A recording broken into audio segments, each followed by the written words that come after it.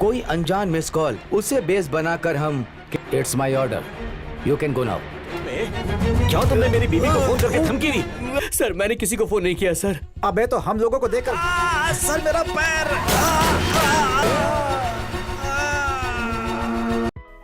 Halo sahabat, Assalamualaikum. Semoga sehat selalu dan senantiasa berbahagia. Terima kasih ya udah subscribe dan menyimak video-video LK21 Revive. Semoga Tuhan Yang Maha Esa selalu memberikan rezeki yang berkah dan berlimpah ruah untuk sahabat semua. Nah, kita sapa-sapa dulu nih para penonton setia LK21 Revive, yaitu terima kasih buat Ahmad Dom Kalimantan Selatan, Suratmin Rahmat dari Sumut, Muhammad Zainuddin pendosa hijrah dari Madura, Muhammad Aditya dari Jepang, Andi Saprianto dari Morowali, Ateng Sipurna dari Jepara, Alsan Jos dari Madura, Ade Daril dari Cirebon, Aris Nuwo Panglimo Official dari Riau. Dan buat teman-teman semua yang belum ingin sapa, nanti di next video ya. Oke, kali ini LK21 Review akan membawakan sebuah alur cerita film yang berjudul Shivaji Suratakal. Bagaimana keseruan filmnya? Nggak perlu banyak basa-basi, ini dia alur ceritanya.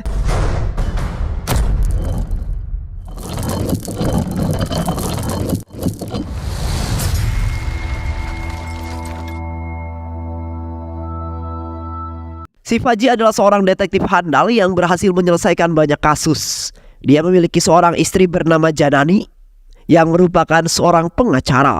Saat ini Janani tengah hamil 7 bulan. Oleh karena itu Shivaji sangat protektif kepada Janani. Suatu hari Shivaji yang baru saja pulang ke rumah terkejut karena Janani tidak ada di rumah. Shivaji yang cemas selalu mencari Janani di seluruh ruangan. Namun bukannya bertemu dengan Janani, dia justru menemukan berbagai kejanggalan. Atas dasar itulah Shivaji lalu menyimpulkan bahwa Janani telah diculik. Shivaji lalu pergi ke rumah tetangganya untuk mencari sebuah informasi. Tetangganya lalu mengatakan bahwa sebuah mobil ambulans berwarna putih datang membawa Janani.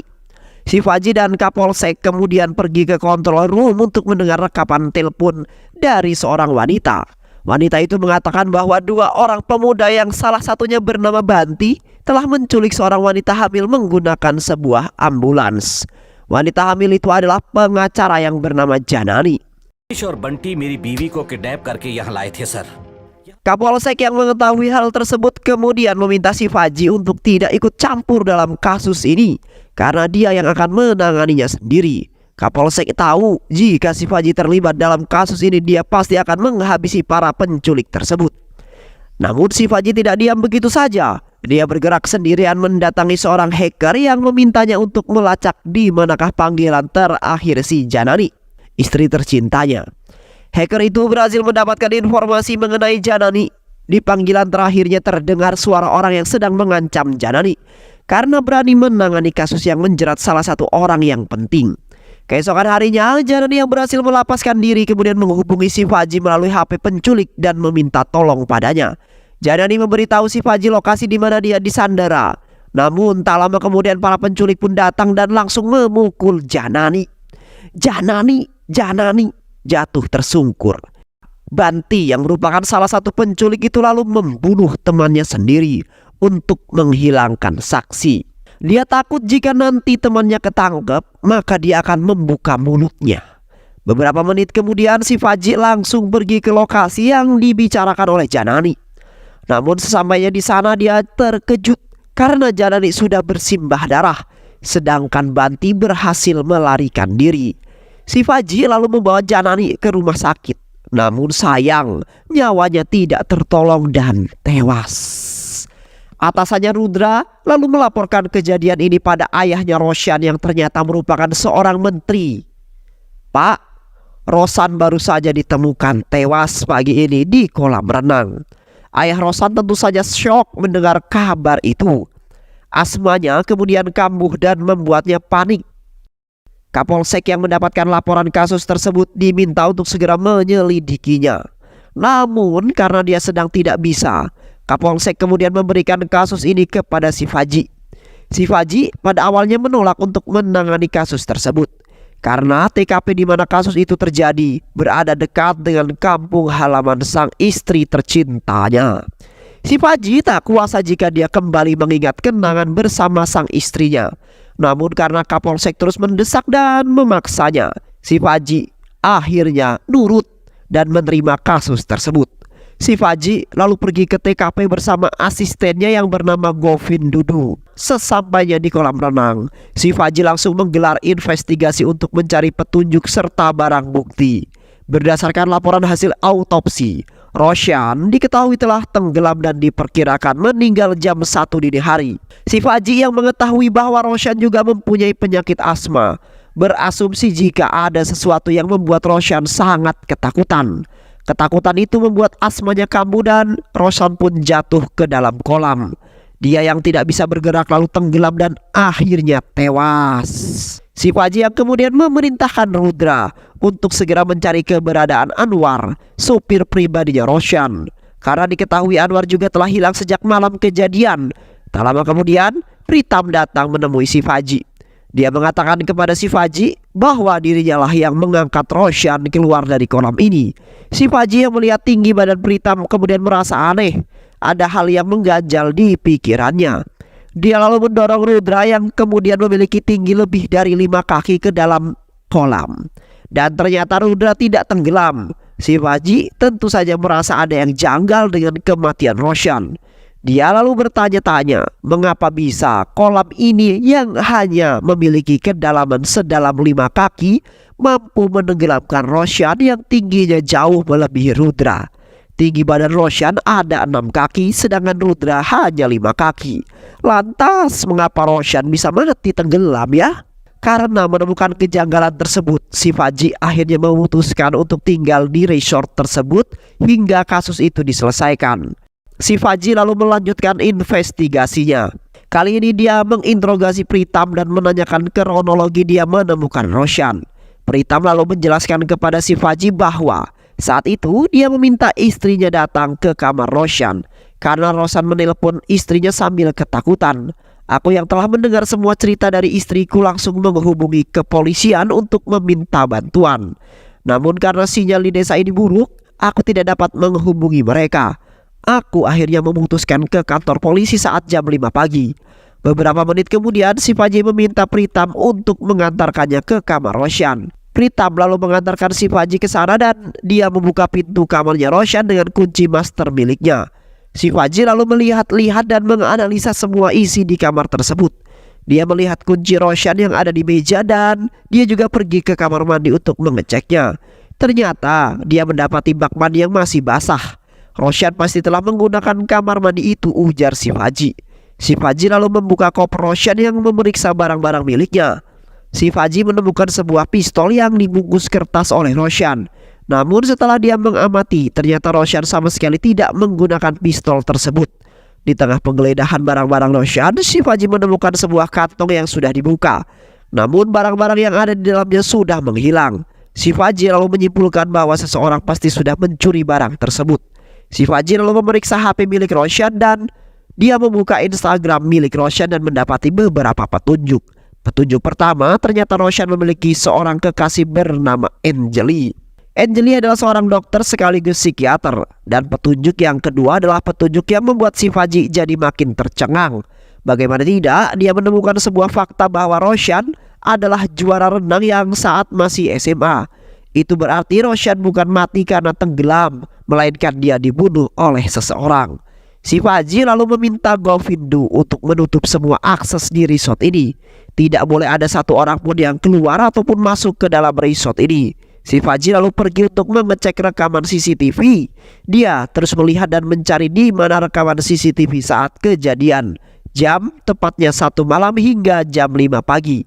Namun di sana sama sekali tidak menemukannya. Pritam menjelaskan kepada Shivaji bahwa CCTV tidak merekam karena pada saat itu listrik sudah padam. Shivaji lalu marah kepada Pritam. Shivaji tidak menyerah begitu saja. Berdasarkan hasil pantauan dari CCTV, dia melihat ada seorang pria alias tamu yang sedang berfoto-foto di setiap sudut ruangan resort. Shivaji lalu pergi menemui pria itu yang ternyata bernama Gauda. Shivaji lalu menginterogasi Gauda. Dia menanyakan kepada Gauda mengapa Gauda selfie di setiap sudut resort. Gauda lalu menjelaskan kepada Shivaji sambil selengek-selengean, "Pak, saya ini fotografer loh. Ketika saya sedang menganggur, gak ada job ya, saya foto-foto lah Pak, di angel-angel tempat yang menurut saya estetik," ujar Gauda. Si Faji yang melihat hal tersebut lalu menjadi sangat kesal. Dia memarahi Gouda dan mengambil koin yang ada di genggaman tangannya. Si Faji lalu bertanya lagi dari mana Gouda mendapatkan koin tersebut. Gouda lalu menjelaskan bahwa dia menemukan koin itu di dalam hutan saat sedang berjalan menuju resort ini. Setelah selesai menginterogasi Gouda, si Faji lalu pergi menemui tamu lain bernama Sureha. Si Faji lalu menginterogasi Sureha. Sureha menjelaskan kepada si Faji bahwa dirinya adalah seorang sutradara film. Dirinya sengaja datang kemari karena mendengar banyak masyarakat yang mengatakan rumor tentang hantu wanita perawan bernama Rana. Sureha ingin mencari tahu informasi mengenai hantu tersebut. Dia juga ingin mendokumentasikannya ke dalam film. Sureha lalu menjelaskan kepada si Faji tentang detail hantu Rana tersebut. Dia mengatakan bahwa hantu Rana adalah hantu wanita perawan yang sering membunuh laki-laki jomblo yang ditemuinya.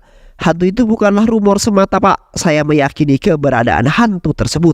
Karena semenjak saya ada di sini, saya susah tidur dengan nyenyak. Saya selalu saja dimimpikan oleh hantu-hantu tersebut, ujar Sureha. Di tengah-tengah interogasinya tersebut, si Faji tiba-tiba saja mendengar teriakan seorang wanita. Ternyata teriakan itu berasal dari salah satu tamu wanita bernama Sukya. Sukya dan suaminya Gupta tinggal di resort tersebut. Gupta adalah seorang yang berprofesi sebagai teknisi listrik. Si Faji lalu pergi menemui mereka dan bertanya mengapa Sukya berteriak. Lalu Sukya menjelaskan bahwa dia berteriak karena melihat banyak bangkai burung di balkon kamarnya. Si Faji lalu pergi ke sana dan mendapati sudah banyak burung-burung mati karena kepalanya dipenggal. Si Faji yang tadinya masuk ke dalam kamar Sukya melihat sebuah obeng dan mengamankan obeng itu yang ternyata milik Gupta. Dia lalu menginterogasi Sukya dan Sukya mengatakan kepadanya bahwa tadi malam dia mendengar seseorang yang mengetuk-ngetuk pintu kamarnya dengan sangat keras. Namun ketika dia membukanya tidak ada satupun orang yang ada di sana. Si Faji, apakah memang benar ada sosok hantu Rana yang bergentayangan di desa ini? Untuk memastikan keraguannya, si Faji lalu pergi menemui Bat, seorang pelayan di resort itu. Bat terlihat sedang menguburkan bangkai-bangkai burung yang tadi berserakan di balkon Sukya. Bat lalu berkata kepada si Faji bahwa keberadaan hantu Rana sudah memakan banyak korban jiwa di desa ini. Dia juga mengatakan kepada si Faji bahwa sumur yang ada di dekat mereka dipercaya sebagai rumahnya hantu Rana. Si Faji yang penasaran ingin membuka sumur tersebut, namun Bat terus melarangnya. Dia meminta si Faji untuk mengurungkan niatnya tersebut. Si Faji yang mengamati ada tali khusus di tangan Bat, kemudian bertanya mengapa para penduduk di desa ini selalu memakai gelang yang sama seperti yang kamu gunakan. Bat lalu menjelaskan bahwa semua orang yang ada di sini termasuk para tamu diminta untuk memakai gelang ini oleh ahli spiritual yang bernama Sagar. Menurut Sagar, hantu Rana memang ada di desa ini. Oleh karena itu dia memberikan gelang tali ini kepada kami sebagai pelindung dari serangan roh-roh jahat. Si Faji lalu bergerak menemui Sagar. Sagar berkata kepada si Faji bahwa dia bisa melihat masa depan hanya dengan garis tangannya saja. Sagar lalu melihat garis tangan si Faji. Dia meramal masa depan si Faji dan mengatakan, Pak si Faji, saya ramal Anda akan diserang oleh roh-roh jahat selama 2 hari ke depan. Setelah ramalan selesai, si Faji lalu pergi menemui Smita dan menginterogasinya. Smita menjelaskan kepada si Faji pada saat malam kejadian dirinya sedang berada di ruang resepsionis. Dirinya lalu mendapatkan telepon dari Roshan yang sedang ketakutan. Tapi tak lama kemudian listrik mati dan telepon pun terputus. Karena merasa khawatir, Smita lalu pergi mencari Roshan sambil membawa senter. Dia sempat melihat Roshan yang keluar dari kamar dan berlari terpirit-pirit ke arah kolam. Smita lalu berjalan ke arah kolam, tapi dia malah dikejutkan dengan penampakan hantu seorang wanita. Smita yang ketakutan lalu refleks melepaskan senternya dan berlari sejauh mungkin. Si Faji benar-benar bingung dengan kasus ini. Dia sama sekali belum mendapatkan petunjuk yang berarti. Si Faji lalu berasumsi apakah benar jika kematian Roshan karena dia ketakutan melihat hantu. Di malam harinya sebuah kebakaran kecil terjadi di dalam kamar Sureha. Si Faji yang mengetahui hal tersebut langsung berlari menuju kamar Sureha. Pritam dengan bantuan bata langsung memadamkan api tersebut. Ternyata api itu hanya membakar sebuah kotak yang diyakini sebagai kotak penyimpanan rambut hantu Rana semasa hidupnya. Si Faji marah. Kenapa bisa ada kebakaran di dalam kamar itu sedangkan dia sama sekali tidak melihat korek ataupun benda apapun yang dapat menimbulkan api? Pritam lalu menjawab si Faji, saya juga tidak tahu Pak. Saat saya sedang berjalan ada asap yang keluar dari sela-sela pintunya Sureha. Saya langsung berusaha masuk dengan kunci master milik saya. Si Faji yang kesal kemudian mengatakan kepada mereka bahwa dia akan mengamankan kotak tersebut. Namun Bat melarangnya. Bat tak ingin ada hal-hal buruk terjadi jika si Faji nanti membukanya. Namun si Faji yang kekeh tetap akan mengamankan dan menyelidiki kotak tersebut. Si Faji dan semua orang yang ada di sana lalu mencari keberadaan Sureha. Karena saat tragedi kebakaran itu Sureha tidak ada di dalam kamarnya. Usut punya usut ternyata Sureha sedang kerasukan di dekat kolam. Si Faji lalu menginterogasi Sureha yang masih kerasukan. Setan yang berada dalam tubuh Sureha mengatakan pada si Faji bahwa dia melihat hantu Rana yang mendorong Roshan ke dalam kolam. Hantu Rana lalu pergi kembali ke sumur tua itu. Tak lama kemudian Dr. Angeli pun tiba di resort. Si Faji lalu menginterogasi Dr. Angeli. Namun anehnya di tengah interogasi itu si Faji mendengar suara yang memanggil namanya. Tapi Dr. Angeli tidak mendengarnya. Si Faji lalu berpikir keras apakah suara itu adalah suara hantu mendiang sang istri, karena hanya dia yang dapat mendengarnya. Angeli lalu mengatakan kepada si Faji bahwa dia heran kenapa Roshan bisa pergi ke resort ini. Dia merasa ada yang aneh dengan resort ini. Si Faji lalu kembali ke kamarnya dan membuka kotak yang terbakar tadi. Ternyata di dalam kotak itu ada beberapa helai rambut dan sebuah koin yang sama dengan yang ditemukan Gauda. Beberapa menit kemudian Smita datang dan memberikan kopi kepada si Faji. Selama berada di resort itu, Smita sering mengantarkan kopi untuk si Faji. Tak lama kemudian lampu resort pun kelap-kelip hingga akhirnya mati. Si Faji berusaha untuk menghubungi resepsionis namun tidak ada tanggapan. Di saat yang bersamaan suara ketukan pintu terdengar keras dari kamar si Faji. Si Faji lalu berlari untuk mengeceknya namun dia tak menemukan seorang pun di sana. Dia lalu bergerak untuk mencari tahu tapi dia malah melihat sosok hantu wanita yang sangat menyeramkan. Si Faji kini ketakutan dan perlahan-lahan percaya dengan kisah hantu Rana. Di dalam kamarnya si Faji yang sedang tidur sebentar kemudian bermimpi melihat sosok hantu wanita yang seram yang berwajahkan Janani, istrinya sendiri. Si Faji yang kaget sontak terbangun dari tidurnya. Si Faji lalu pergi menemui Govindu dan seperti biasa tak lama kemudian Smita datang membawakan mereka kopi. Namun yang meminum kopi itu hanyalah si Faji seorang. Si Faji lalu menceritakan kepada Govindu tentang mimpi buruknya itu. Namun Govindu sama sekali tidak mempercayainya. Dia malah merasa aneh dengan tingkah laku si Faji yang tidak seperti biasanya. Biasanya si Faji sama sekali tidak percaya dengan kisah-kisah berbau mistis. Si Faji tentu saja marah ketika Govindu tidak mempercayai ceritanya. Dia lalu pergi meninggalkan Govindu sendirian. Si Faji lalu mandi dan mengganti baju baru, kemudian dia menyeruput kopi di balkon. Namun tak lama kemudian si Faji melihat segerombolan burung yang hendak menabraknya. Si Faji lalu melempar gelas kopi kepada burung-burung itu. Namun saat kemudian burung-burung itu menghilang. Angeli beserta semua orang yang ada di sana kemudian pergi menemui si Faji. Angeli meminta si Faji untuk duduk dan menenangkan dirinya. Setelah tenang, si Faji lalu menceritakan tentang Janani kepada Angeli. Angeli yang mendengar hal tersebut meminta si Faji untuk berhenti sebentar dalam menangani kasus ini. Dia juga meminta si Faji untuk kembali meminum kopinya agar lebih tenang.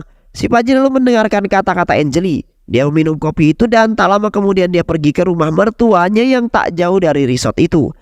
Namun di tengah jalan dia merasa sedang menyetir bersama Janani. Si Faji kini sudah berada dalam rumah mertuanya dalam keadaan tertidur. Dia kemudian terbangun dan tak lama kemudian Govindu menghubunginya.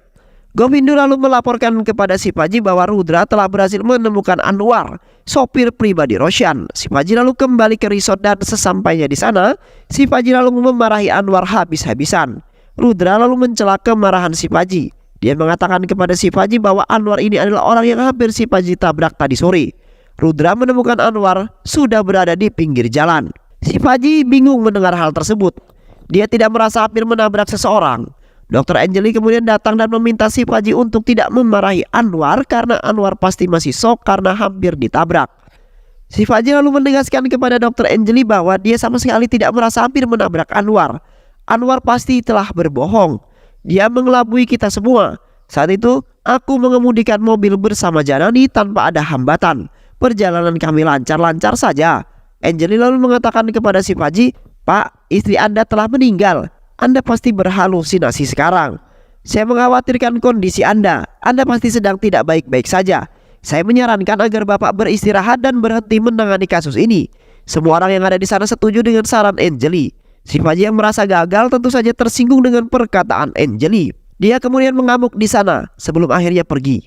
Shivaji terus merenung di dalam kamar. Dia terus merenungi perkataan Dr. Anjali. Dia menilai apa yang dikatakan oleh Dr. Anjali ada benarnya juga. Apalagi saat ini Shivaji mulai berputus asa karena belum mendapatkan petunjuk yang berarti. Akhirnya Shivaji dan juga Govindu mengemasi barang-barang mereka dari kamar resort itu. Mereka lalu meminta maaf dan berpamitan pergi kepada Pritam dan juga Smita serta semua tamu yang ada di sana. Saat Shivaji dan Govindu hendak pergi dari sana, Govindu tiba-tiba mengatakan kepada Shivaji bahwa dia lupa membawa kunci mobil yang ada di atas meja. Shivaji yang mendengar kalimat kunci di atas meja seketika ingat dan menemukan sebuah petunjuk. Shivaji lalu kembali dan masuk ke dalam kamarnya Roshan. Shivaji lalu mengatakan kepada Govindu tentang hasil analisa dan petunjuk yang dimaksud. Dulu aku menemukan kunci kamar Roshan di atas meja kamar. Itu artinya Roshan tidak pergi meninggalkan kamarnya. Pasti ada seseorang yang masuk ke dalam kamar Roshan dengan menggunakan kunci yang lain. Dan kunci itu adalah kunci master. Orang yang masuk ke dalam kamar itu pasti sangat mengenal Roshan. Begitu pula sebaliknya. Itulah mengapa Roshan sama sekali tidak curiga jika dia akan dihabisi. Jika orang asing yang masuk ke dalam kamarnya Roshan pasti panik dan dengan sigap mengambil pistolnya lalu menghabisi orang tersebut. Namun pada kenyataannya Roshan sama sekali tidak menggunakan pistol tersebut. Sedangkan barang kecil yang menghilang dari dalam plastik itu pasti adalah inhaler asmanya Roshan. Karena Roshan memang mengidap asma. Pelaku pasti sudah mengamankan inhaler itu sebelum hari kejadian. Dia lalu kembali datang dan menyemprotkan sesuatu ke wajah Roshan. Hal itu membuat asmanya Roshan kambuh hingga akhirnya dia pingsan tidak sadarkan diri. Dan orang yang pasti mengetahui kelemahan Roshan ini adalah Dr. Anjali, pacarnya Roshan sendiri. Anjali lalu dibantu oleh dua orang lagi untuk mengangkat Roshan yang pingsan ke dalam bak mandi untuk dihabisi. Dan Shivaji mengira pasti salah satu orang yang mengangkat Roshan adalah Pritam. Karena Pritam berbadan besar. Hal ini diperkuat lagi karena hanya dia yang memiliki master key kamarnya Roshan. Dan itulah mengapa saat pertama kali aku masuk ke dalam WC-nya Roshan, aku mendapati WC tersebut sudah digunakan. Sedangkan CCTV dan juga listrik sudah dimatikan terlebih dahulu mulai dari pukul 1 hingga pukul 5. Dr. Anjali kemudian diamankan dan dibawa pergi menggunakan mobil Pritam. Dan karena pada saat itu Shivaji melihat Pritam yang mendorong kursi supirnya ke belakang karena sempit, maka orang yang mengantar Pritam pergi pastinya adalah orang yang tubuhnya lebih jauh kecil daripada Pritam. Dan orang itu adalah Anwar, sopir pribadi Roshan. Karena tidak mungkin bagi Pritam yang sedang kejepit mengendarai mobil dengan jarak yang jauh. Anwar pasti tidak menghilang. Dia pasti disembunyikan oleh Rudres. Karena Rudras lah yang pertama kali menemukan Anwar. Rudras pasti juga terlibat dalam kasus pembunuhan ini. Rudras yang baru saja ditugaskan 3 bulan lalu di desa ini pasti menyuruh Anwar untuk bisa menjadi sopir pribadi Roshan. Mereka memiliki jangka waktu yang sama karena Anwar juga baru 3 bulan menjadi sopir Roshan. Rudras pasti meminta Anwar untuk mengantarkan Roshan melewati jalur rute ini. Dan ketika mobil sengaja dibobokkan, Anwar membawa Roshan untuk menginap sementara di resort milik Pritam. Mereka sudah merencanakan aksi pembunuhan ini dengan sangat matang dan jauh-jauh hari. Shivaji kini sangat-sangat yakin bahwa Pritam, Smita, Rudra dan juga Anwar adalah pelaku utama di balik kasus kematian Roshan. Dan cerita soal hantu Rana yang Shivaji dengar dari para tamu adalah rekayasa belaka. Begitu pula dengan cerita tentang kotak hantu Rana yang disampaikan oleh Bat dan Sureha. Shivaji lalu menyadari penyebab dirinya yang selama ini selalu berhalusinasi. Dirinya yakin bahwa ini semua gara-gara kopi yang selama ini dibawa oleh Smita. Dr. Anjali pasti memberikan obat halusinogen ke dalam kopi tersebut. Sehingga Shivaji lalu berhalusinasi, sedangkan Govindu yang tidak meminum kopi tersebut tidak pernah berhalusinasi. Shivaji juga telah mengingat bahwa suami Sukya yaitu Gupta yang berprofesi sebagai teknisi listrik, pasti dialah yang mengatur arus listrik, kapan waktunya nyala dan kapan waktunya mati. Itu semua untuk mengelabui Shivaji agar percaya dengan cerita hantu Rana tersebut. Mereka semua sudah bersekongkol dalam kasus ini. Mereka semua yang tinggal di dalam resort itu adalah pemain dari skenario yang ciamik ini. Mereka bersebelas, Anwar, Pritam, Govindu, Sukya, Sureha, Gouda, Gupta, Bat, Sagar, Smita dan Anjali. Lalu membuat jasad Roshan seolah-olah meninggal karena tenggelam, dan mereka juga yang telah memotong kepala burung yang ada di balkon Sukya. Shivaji yang telah mengetahui kebenaran itu kemudian menghubungi menteri dan mengatakan bahwa dia sudah berhasil menyelesaikan kasus pembunuhan Roshan. Shivaji lalu mengumpulkan ke-11 orang yang ada di Ala Resort dan menceritakan kepada mereka bagaimana kronologi pembunuhan Roshan itu bisa terjadi. Mereka yang mendengar kronologi itu hanya bisa terdiam dan membenarkan pembunuhan itu. Shivaji lalu menegaskan kepada mereka apa motif mereka tega menghabisi Roshan. Baru dari sini kisah masa lalu Roshan diungkap oleh Anjali. Roshan dan aku adalah sepasang kekasih. Dulu teman-teman Roshan memanggil Roshan dengan panggilan Banti. Suatu hari aku menghubungi Roshan dan berbicara padanya. Tapi Roshan yang lupa mematikan panggilannya membuatku bisa mendengar seluruh percakapannya. Pada saat itu Roshan sedang berbicara dengan seorang polisi Bahlul. Di sana mereka berdua melihat seorang gadis buta yang bernama Jessica. Mereka sange melihat kegemulayan tubuh Jessica. Diketahui ternyata Jessica adalah adik kandung dari Sukya sekaligus anak Bat. Roshan dan polisi Bahlul yang melihat adanya kesempatan lalu memperkaos Jessica dengan sangat brutal hingga akhirnya Jessica mengalami pendarahan hebat dan dibawa ke rumah sakit. Anjali tentu saja mengetahui kejadian tersebut. Semua keluarga Jessica sangat sedih dengan apa yang menimpa Jessica. Anwar, Pritam, Govindu, Sukya, Sureha, Gouda, Gupta, Bat, Sagar, dan juga Smita datang ke rumah sakit tersebut. Tak lama kemudian dokter mengatakan bahwa Jessica telah tewas karena diperkaos. Kebrutalan pemerkosaan itu membuat Jessica shock, mengalami gagal jantung yang akhirnya menyebabkan dirinya tewas. Tak lama kemudian Anjali datang ke rumah sakit tersebut. Dia sangat sedih melihat nasib buruk yang menimpa Jessica. Saat itu Anjali sebenarnya melihat keluarga Jessica di sana. Namun dia belum berani menyampaikan kepada mereka tentang kebenaran itu. Keluarga Jessica lalu melaporkan kasus pemerkosaan ini kepada polisi Bahlul. Polisi Bahlul yang merupakan pelaku pemerkosaan tentu saja tidak menggubris kasus pemerkosaan ini. Dia secara sepihak menutup kasus tersebut.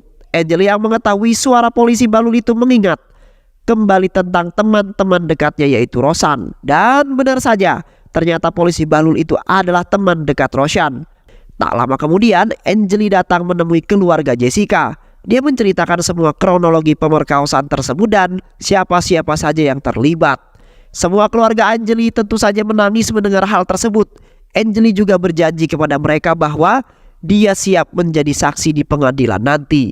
Anjali lalu berniat untuk menemui Janani di rumahnya. Namun ternyata Janani sudah dibawa oleh Roshan dan polisi Bahlul itu yang menyamar sebagai perawat rumah sakit. Mereka pergi dengan mengendarai mobil ambulan putih. Anjali sempat mengikuti mereka yang membawa Janani ke sesuatu tempat. Namun Anjali kehilangan jejak mereka di tengah jalan. Anjali lalu menghubungi control room dan melaporkan hal tersebut. 2 hari kemudian Anjali mendengar kabar bahwa Janani dan polisi Bahlul telah ditemukan tewas. Anjali dan keluarga besar Jessica mengetahui bahwa Roshan adalah di balik pembantaian Janani.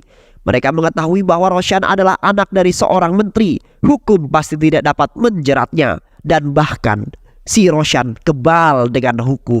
Dan dia pasti akan selalu hidup dengan bebas. Keluarga Jessica dan Anjali lalu berkumpul dan berdiskusi sejenak. Hingga pada akhirnya mereka sepakat untuk membantai Roshan dengan sangat-sangat brutal dan sangat-sangat cerdas. Setelah Anjali menceritakan semua itu, si Paji hanya bisa menangis. Lalu berkata, pengacara itu adalah istriku. Semua orang-orang yang ada di sana tentu saja terkejut mendengar hal itu. Kini si Paji bingung harus bagaimana. Di sisi lain, ke-11 orang yang ada di hadapan ini adalah pelaku pembantaian Roshan. Namun di sisi lain, Roshan yang sudah tiada adalah pelaku pembunuhan istrinya. Roshan tidak akan bisa dihukum. Di tengah-tengah kebingungan itu tiba-tiba Shivaji mendapatkan bisikan dari sang istri tercinta. Sang istri mengatakan kepada Shivaji bahwa untuk menegakkan keadilan kita harus menemukan rute lain jika hukum tidak bisa membantu. Sang istri juga meminta agar Shivaji mengikuti kata hatinya sendiri. Akhirnya Shivaji lalu memutuskan untuk melaporkan kejadian ini kepada kepolisian. Dia juga mengatakan bahwa pelaku yang membunuh istrinya adalah anaknya menteri yaitu Roshan. Namun Kapolsek yang tidak mengindahkan perkataan Shivaji. Dia memerintahkan Shivaji untuk mundur dalam pengungkapan kasus kematian Janani istrinya. Karena Kapolseklah yang menangani kasus tersebut.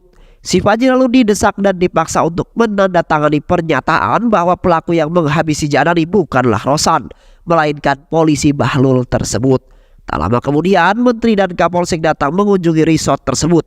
Si Faji lalu menyerahkan berkas laporan hasil penyelidikannya. Namun Menteri yang baru saja membaca laporan tersebut seketika murka karena si Faji menulis pelaku pembunuhan Roshan adalah hantu wanita bernama Rana. Namun tiba-tiba lampu yang ada di resort tersebut padam yang membuat Menteri dan Kapolsek menjadi ketakutan. Si Faji lalu memanfaatkan momen itu untuk menceritakan tentang betapa menakutkannya hantu wanita bernama Rana tersebut. Si Faji berhasil meyakinkan Menteri dan Kapolsek tersebut bahwa pelaku pembunuhan Roshan memanglah hantu wanita bernama Rana. Dan film pun selesai. Jangan pernah lelah melakukan hal kecil untuk orang lain. Terkadang hal kecil ini mampu memberikan kebahagiaan yang indah di hati mereka. Dan berbuat baiklah, sebab sesungguhnya Allah menyukai orang-orang yang berbuat baik. Terima kasih sudah menyimak video-video LK21 Revive. Semoga sahabat semua terhibur dan sampai bertemu lagi di video-video berikutnya. Dan wassalamualaikum warahmatullahi wabarakatuh.